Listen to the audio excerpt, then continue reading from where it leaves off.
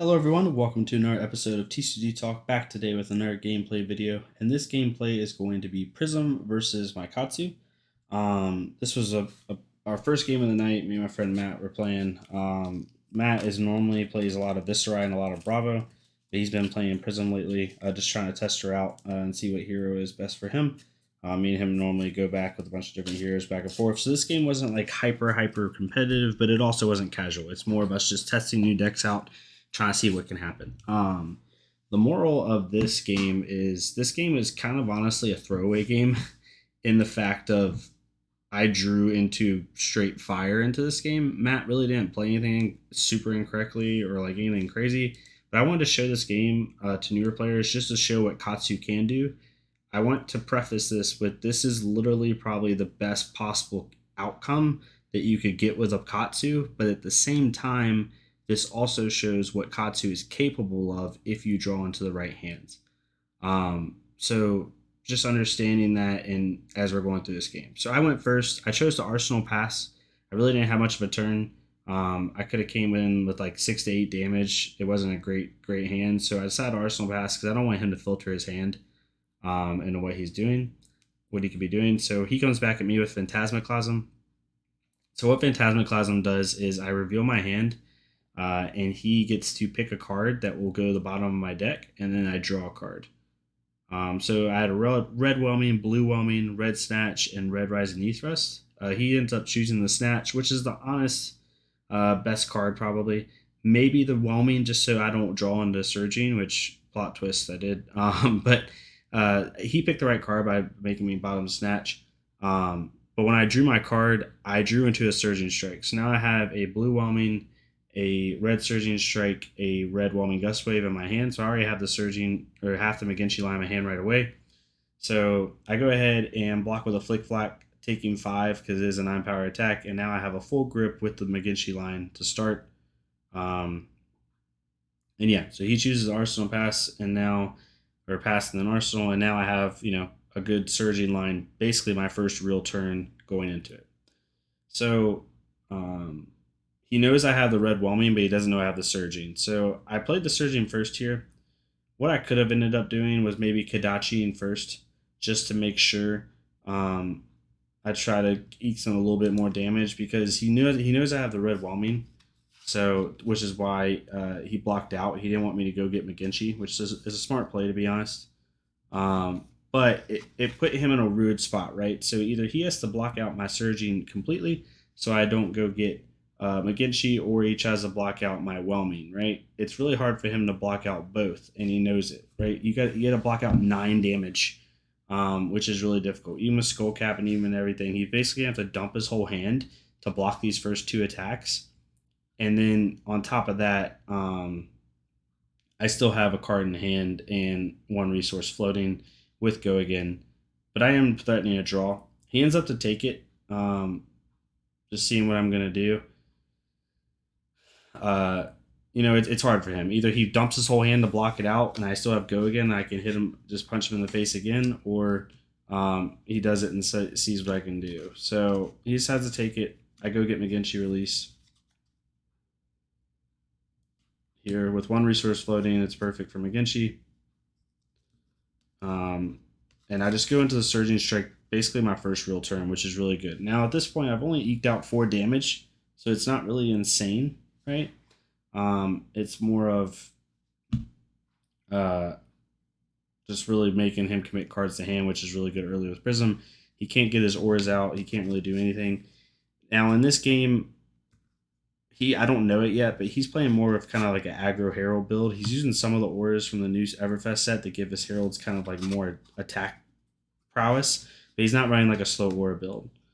So what he does here is he ends up blocking it out fully for 5, and I end up breaking scales in or breaking scales in it, I believe. I know he blocked for 6, so I couldn't breaking scales it. It did have Go Again. I forgot what I Arsenal here. I believe it was a blackout kick. I'm not entirely sure, but I couldn't attack, react, or keep going, so I just went ahead and Arsenal pass. Not ideal, but I did make him give up his whole hand. But I only dealt 4 damage, so even though I did make him give his whole hand, I still had to um, only deal 4 damage. And with Prism, like it's pretty decent, right? Like I'm keeping tempo, but at the same time, when he can just put ores down on my turn at instant speed, it's a little bit harder. So it's still a little bit of a cat and mouse game here. So I have a full grip here, and I go ahead and go. Kadachi for one. He blocks the first Kadachi, which is really weird for some people at first, but this is because me and Matt have played each other a lot, and he knows I have even bigger than that in my deck, so he's kind of playing around the even bigger than that a little bit. So it's a little bit of a funny play from two people who know each other. But so he ends up blocking the Kadachi to try to prevent it even bigger than that and force me to have to use another resource to try to get it off. So I come in with the Scar for Scar because I had managed my life total, and because he hadn't taken a lot of damage that last turn, I was able to have 4 with Gogan. And then I end up Command and Conquering for 6 here. Just to try to challenge his arsenal. He ends up taking it, and his arsenal gets blown up. And it blew, I forgot what card that is, Coalescence Mirage or whatever it is. I forgot what it's called. He ended up doing that. Maybe could have played that line a little bit better. Maybe giving the Scar for Scar +2, or something like that. And using that other card. I forgot what card I arsenaled here. He's coming with the Herald Triumph for 6. Presenting pretty good damage. Not much of an on hit effect though. So other than going into Soul, and I can't pop it because I use my Command and Conquer. Typically, I don't like to play my Command and Conquers against Prism, but I wanted to be able to push damage. I only run 2 Command and Conquers in my sideboard, not 3. One primarily because I only own 2. I need to get one more, but so I wanted to play it to try to push through damage and get damage early. So he's coming with a Herald Triumph, and in like my last video when I talked about blocking efficiently, right? I kind of have a dead card in hand with this blue Soul Bead because I think I drew into 2 blues. Um, so I just went ahead and uh, blocked with it to kind of prevent a little bit of damage. And I could have kept the blue Soul Bead for use for a Katsu trigger next turn, but I figured it'd be smarter to just do that. Now he uses Phantasmaclasm again. And again, similar to the first turn, I'll go ahead and spoil it. He picks me to bottom the Enlightened Strike. Again, smart play. But I end up drawing into a Surging Strike. Now there's a thought process, right? He made me bottom the Enlightened Strike, but there's a thought process to maybe make me bottom the Whelming Gust Wave. That way, 100% don't draw into a McGinty.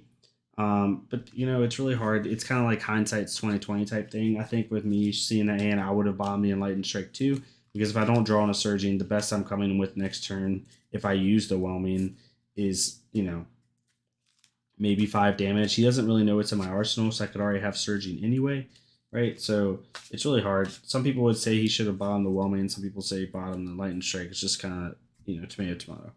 But I did draw into a Surging, I believe, here. So I have a Surging and Whelming in hand right now. I tried to Kadachi once to try to throw him off a little bit differently and not play Surging again.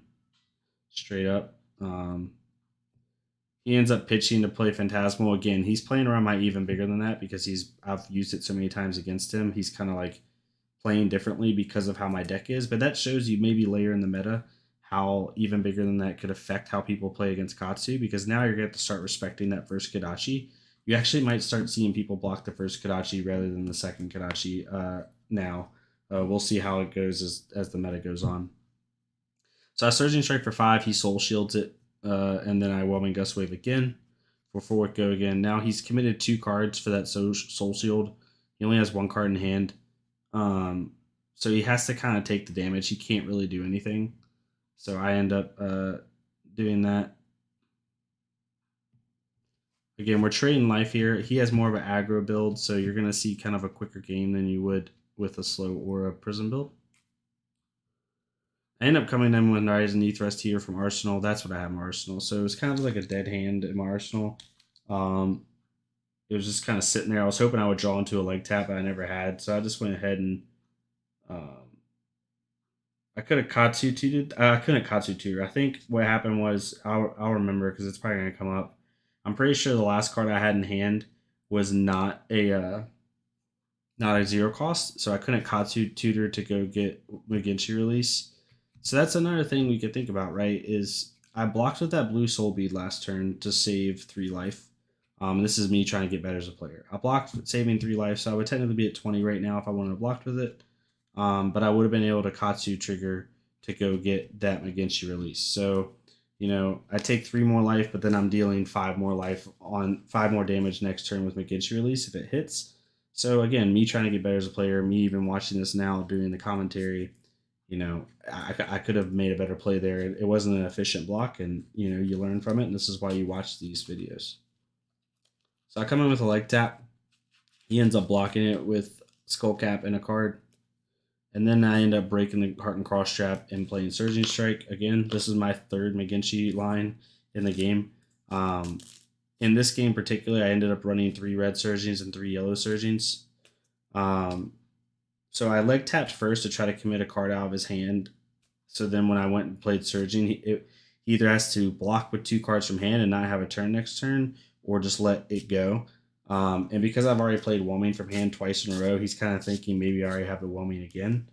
So he lets it hit, likely because he's going to block this Whelming. I believe he does. We'll figure it out. I don't remember if he does or doesn't. He has 3 cards in hand here. So I'm going to force out cards from the Whelming. He also was very frustrated at this point, I think. So this turn was just kind of like, oh, now I remember why he doesn't block. I won't spoil it, but there's a reason he doesn't block in this turn. We'll go through it.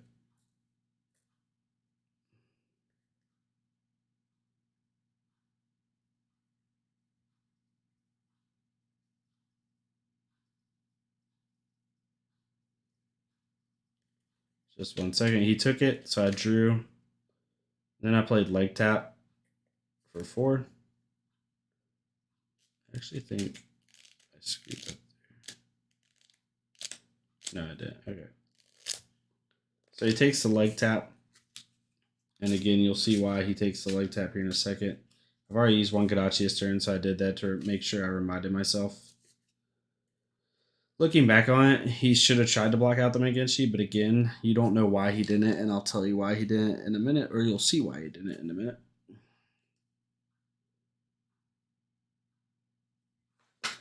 So I come in with Surgeon here.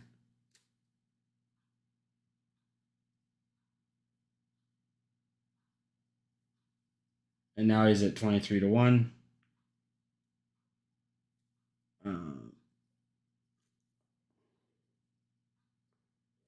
We should have gone. I don't know if I made a mistake there with Mass Trigger. I actually think I did. I need to stop recording these games at midnight. This is when we normally play. So if I made a misplay there, which I think I did, I still win the game, I think, ended up, so it doesn't really matter. So he ends up Miraji Metamorphing me, which means if I pop it, it creates a shield, I believe. He Dreamweavered it, so he can't, or not Miraji Metamorph, but yeah, he Dreamweavered so he wouldn't have Phantasm, so he could push damage. I end up taking the 7 here, and then he Fractal Replicates. So the reason he didn't block last turn was because he never committed cards from hand at first, right? With a Miraji Metamorph, he Soul Shielded, and Fractal Replication cannot block unless it sees another card on the chain. So he, in order to block with Fractal Replication, he would have had to block with Miraji Metamorph first, and then come in and block with Fractal Replication on the next link of the chain, right? In order to see that. So he wasn't able to really block last turn. He basically essentially had a Soul Shield, 2 instants with no block value, and a card, right? So it's not ideal for him. So I took a lot of damage there. Looking back on it, maybe shouldn't have taken that much, but I had a really good turn, and I thought I could just push damage here. And this is where I end up killing him. He blocks with Vestige here, and I just Razor it. So I ended up winning the game. Looking back on it, I'm pretty sure I missed a Mass Trigger, but again, this is what happens when you play games at 12 o'clock at night. But regardless, the game was really weird for a Katsu game, but it was kind of an odd game. But he couldn't really gain tempo because I got 3 Surging lines off in about 5 turns. Again, this is an anomaly game. This is not a game to take and say that Katsu's broken or Katsu's insane or anything like that. This is literally a game that's really weird, but also to show you what can happen with Katsu, right? Like at the height of Katsu, what is his ability? What can he do? and he can draw into 3 straight surgings. It's very possible. I mean, if you think about it from a ratio perspective, I'm running 3 red surgings, 3 yellow surgings, 3 whelming gust waves, 2 McGincheys, and 3 Lord of Winds, right?